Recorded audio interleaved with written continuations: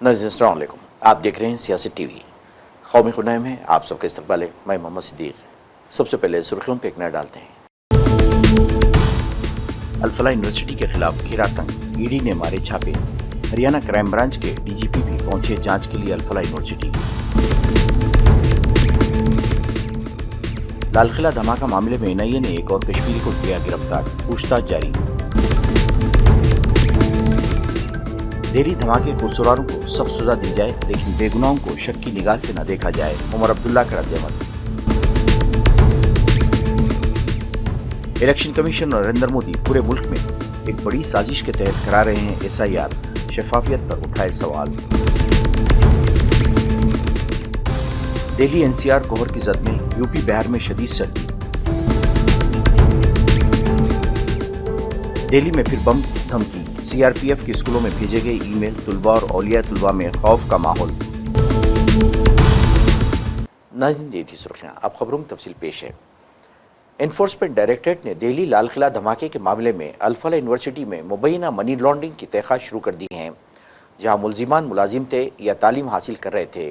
ED ने कई टीमें तश्कील दी हैं और मंगल को अल-फलाह यूनिवर्सिटी के ओखला दफ्तर और दीगर मुतल्लिक़ा मकामात पर तलाशी ले रही है। ईडी के एक सीनियर अफसर ने आज बताया, ईडी अल-फलाह यूनिवर्सिटी, उसके ट्रस्टियों और मुतल्लिक़ा अफराद या इदारों के खिलाफ तलाशी मुहिम चला रही है। ये कार्रवाई आज सुबह 5 बजे शुरू हुई थी और अब भी जारी है।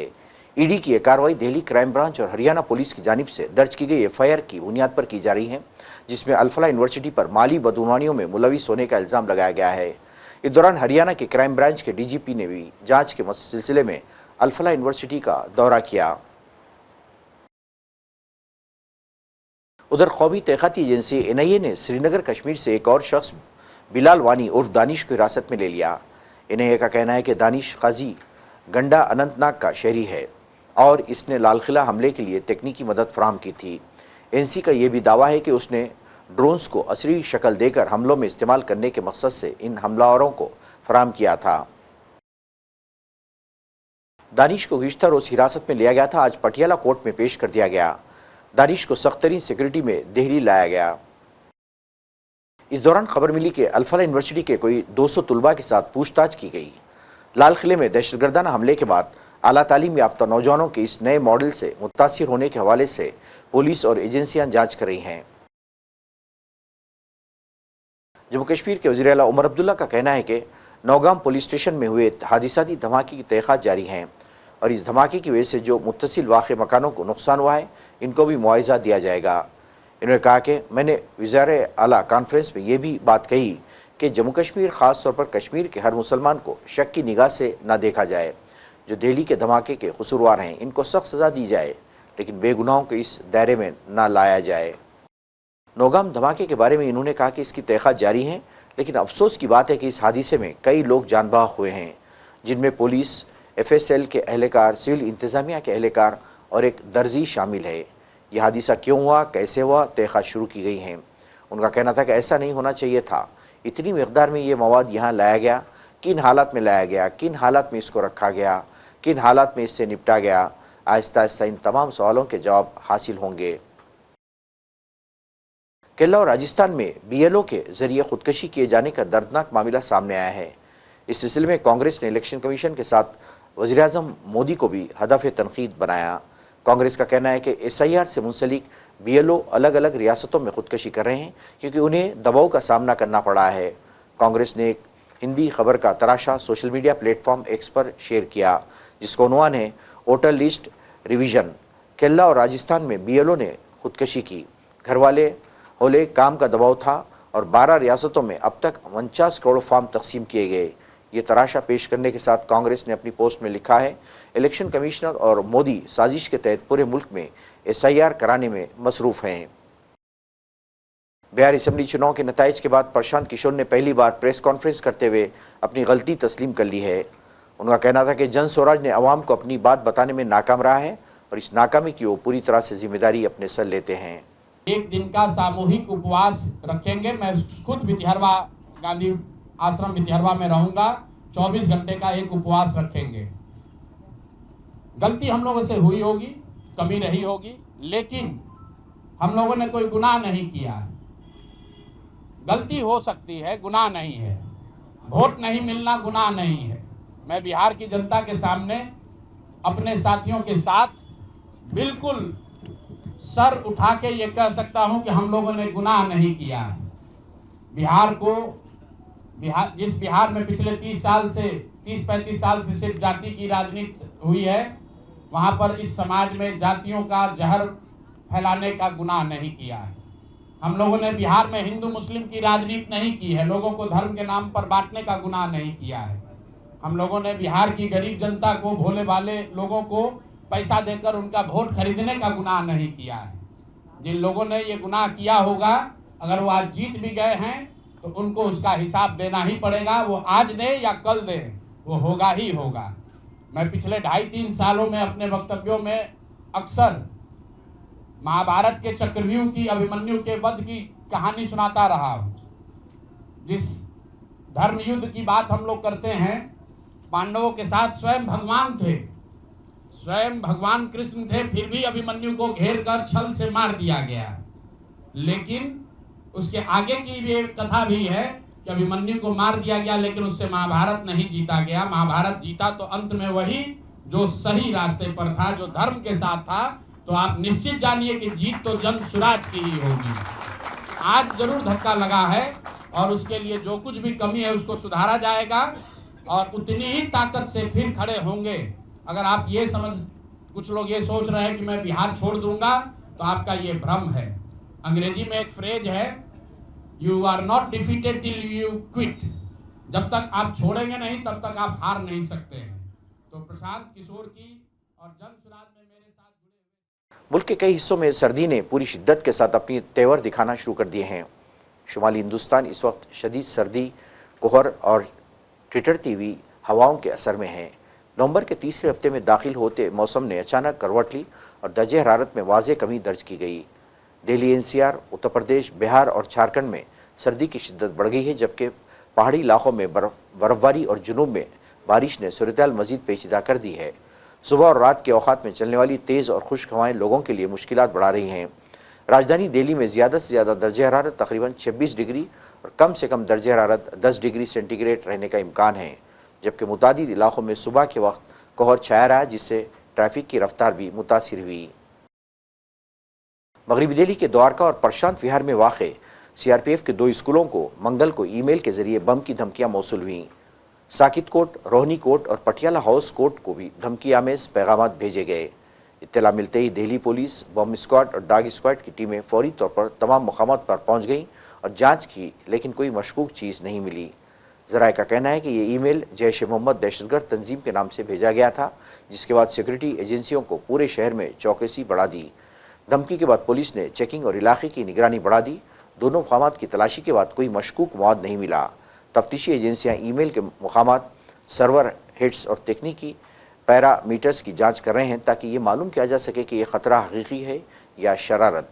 दिल्ली पुलिस के एक अफसर ने बताया कि फ़िलहाल तमाम मकामात को महफूज करार दिया गया है, लेकिन चौकसी बढ़ा दी गई है। कौमी राजधानी दिल्ली के जहांगीरपुर इलाके में एक शौहर ने गैर अज़दवाजी ताल्लुकात के शुबे में अपनी बीवी को बेदर्दी से कत्ल कर दिया। उसके बाद उसकी लाश खुले नाले में फेंक दी। मुलजिम की शिनाख्त 31 साला विष्णु शर्मा के तौर पर हुई है, जिस पर अपनी बीवी के कत्ल का इल्ज़ाम लगाया गया है। पुलिस ने मुलजिम के खिलाफ ताज़ीरत इनकी मुताल्लिक़ा दफ़ात के तहत मुक़दमा दर्ज करके इसे गिरफ्तार कर लिया है। पुलिस को इसके रवैये की वजह से इस पर शक हुआ तो इसे पूछताछ के लिए हिरासत में लिया गया। पहले तो उसने पुलिस को गुमराह करने की कोशिश की, लेकिन जब इससे सख्ती से पूछताछ की गई तो उसने अपने जुर्म का इतराफ़ कर लिया। विष्णु शर्मा ने पुलिस को बताया कि इसे तवील अरसे से अपनी बीवी पर किसी दूसरे शख्स के साथ नाजायज़ ताल्लुकात होने का शक था। इस शक ने दोनों के दरमियान गुज़िश्ता कई महीनों से तनाव और तनाज़ा पैदा कर रखा था। इत्तलात के मुताबिक 14 नवंबर की शाम तकरीबन 4:30 बजे यशपाल नामी शख्स ने पुलिस को पीसीआर कॉल करके इत्तला दी कि नाले के पास एक खातून की लाश पड़ी हुई है। पुलिस की टीमें जब जाए वक़ूफ़ पर पहुंची तो उन्हें खातून की जुज़वी तौर पर डूबी हुई लाश मिली। इब्तदाई तफ्तीश के दौरान विष्णु शर्मा जाए वक़ूफ़ पर पहुंच गया। उसने मुतवफ़ी की शिनाख्त अपनी बीवी के तौर पर की।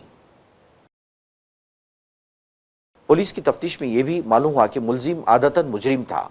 उसके खिलाफ पहले से एक्साइज की खिलाफ वर्जी और चोरी के 3 मुकदमा दर्ज थे। इसके खिलाफ जांच फीकी गई थी। पुलिस अब इस बात की भी जांच कर रही है कि कत्ल से पहले दोनों के दरमियान किस तरह के हालात पैदा हुए थे, क्या किसी और शख्स का इस रिश्ते में दखल था।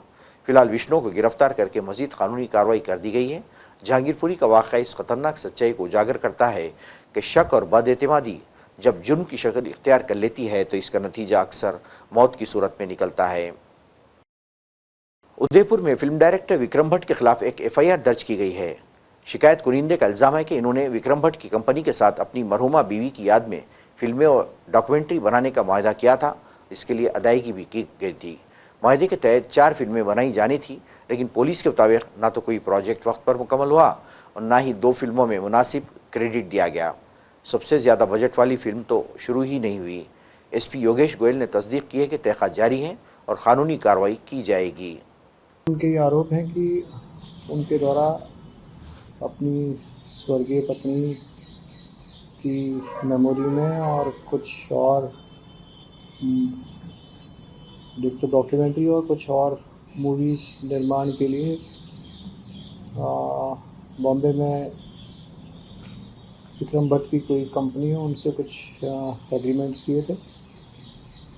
इस एग्रीमेंट्स के आधार पर उन्होंने एक निश्चित राशि का भुगतान विक्रम भट्ट की कंपनी को किया और कुछ 4 मूवीज़ बनाए जाने का उनका कॉन्ट्रैक्ट हुआ था। लेकिन कॉन्ट्रैक्ट के अनुसार प्रोडक्शन हाउस ने मूवीज़ ना तो बनाई और ना ही जो अदरवाइज़ जो मूवीज़ बनी 4 में से 2 मूवीज़ बनी, उनके भी पूरे राइट्स उन्हें नहीं दिए। और जिस मूवी का सबसे ज़्यादा लागत था वह मूवी का निर्माण ही प्रारंभ नहीं किया। कुछ और भी उनके आरोप हैं कि पैसा जिस उद्देश्य से उनके द्वारा प्रोडक्शन हाउस के द्वारा लिया गया था, उस पैसे को प्रोडक्शन हाउस द्वारा मूवीज़ के निर्माण की बजाय कहीं और अपने हितों की पूर्ति के लिए उसका इस्तेमाल कर लिया। ये सभी आरोपों के साथ में FIR दर्ज की गई और इसका अनुसंधान किया जा रहा है और अनुसंधान उपरांत जो भी स्थिति सामने आएगी उसके अनुरूप कार्रवाई की जाएगी।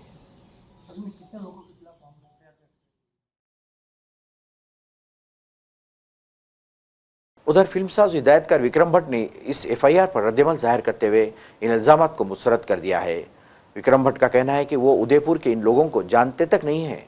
ताहम उनका कहना था कि जो भी कानूनी मामलात होंगे वो इनका सामना करने को तैयार हैं।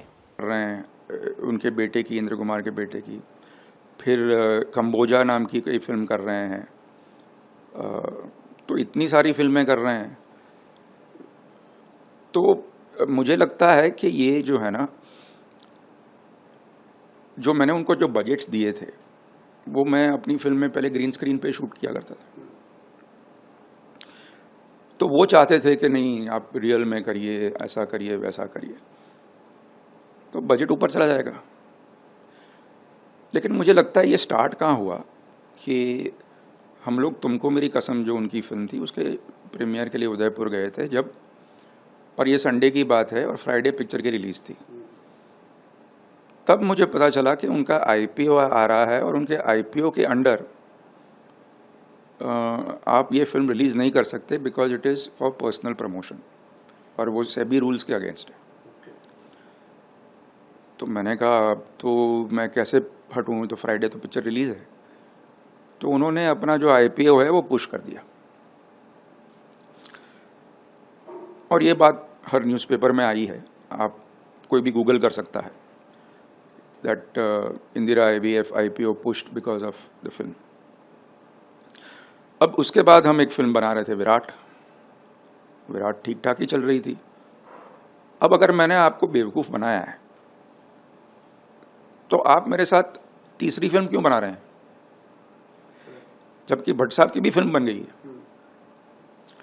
और ये जो विराट फिल्म है वो उन्होंने बीच में बंद कर दी, और मुझे शक है वो उन्होंने इसलिए बंद कर दी क्योंकि उन्होंने वापस IPO के लिए अप्लाई किया था, और आई थिंक वो नहीं चाह रहे थे कि वो फिल्म इंडस्ट्री के साथ जुड़े हुए लगें। लेकिन बात ये है कि उन्होंने मेरे वर्करों का पेमेंट नहीं किया। उनकी डिमांड थी कि मैं और ये सब मैं जो आपसे कह रहा हूँ ये मेरे पास ईमेल्स में है, ये मेरे पास कॉन्ट्रैक्ट्स में है। कोई भी न्यूज़ एजेंसी, कोई भी पुलिस एजेंसी, कोई भी मुझसे पूछना चाहे, they are more than welcome, क्योंकि मुझे शक नहीं है, मुझे यकीन है कि पुलिस को गुमराह किया गया है इस FIR में। तो उन्होंने कहा कि आप पहले तुमको मेरी कसम रिलीज़ कर दीजिए, अपना तू मेरी पूरी कहानी, उसके बाद जो म्यूज़िक कंपनी का पैसा है वो ला दीजिए,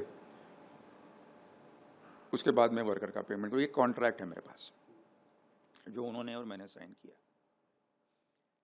5 सितंबर। नाज़रीन, आखिर में सुर्खम पे एक और नज़र। अल-फलाह यूनिवर्सिटी के खिलाफ घेरा तंग, ईडी ने मारे छापे। हरियाणा क्राइम ब्रांच के DGP भी पहुंचे जांच के लिए अल-फलाह यूनिवर्सिटी। लालकिला धमाका मामले में NIA ने एक और कश्मीरी को किया गिरफ्तार, पूछताछ जारी। दिल्ली धमाके के कसूरवारों को सख्त सजा दी जाए, लेकिन बेगुनाहों को शक की निगाह से न देखा जाए, उमर अब्दुल्ला का रद्द-ए-अमल। इलेक्शन कमीशन नरेंद्र मोदी पूरे मुल्क में एक बड़ी साजिश के तहत करा रहे हैं SIR, शफाफियत पर उठाए सवाल। दिल्ली NCR कोहर की जद में, यूपी बिहार में शदीद सर्दी। दिल्ली में फिर बम धमकी, CRPF के स्कूलों में भेजे गए ईमेल, तुलबा और औलिया तुलबा में खौफ का माहौल। नाज़रीन, इसी के साथ ही कौमी खबरनामा खत्म होता है। मुझे और सारी सियासी टीम को इजाज़त दें। अल्लाह हाफ़िज़।